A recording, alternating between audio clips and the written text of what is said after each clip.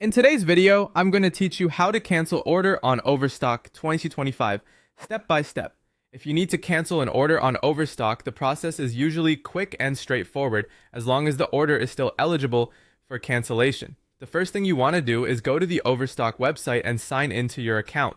Make sure you're logged into the same account that was used to place the order, so you can access the correct purchase details. Once you're signed in, look for the My Account section.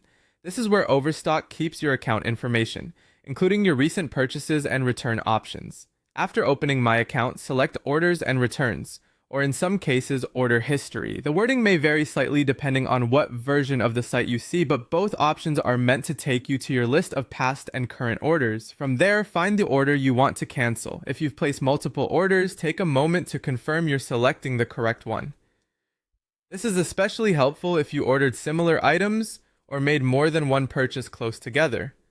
When you found the right order, click View Order Details to open the full information for that purchase.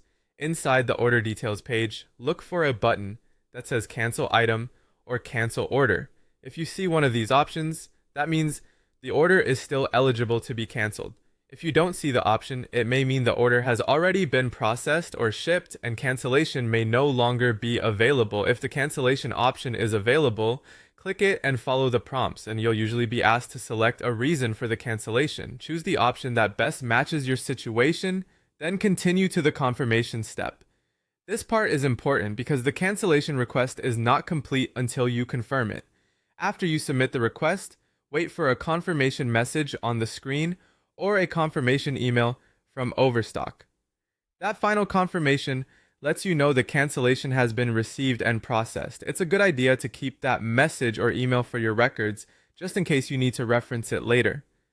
One helpful tip is to act as quickly as possible after placing the order, since cancellation options are often only available before the item moves too far into processing. And that's how to cancel an order on Overstock in 25, step by step.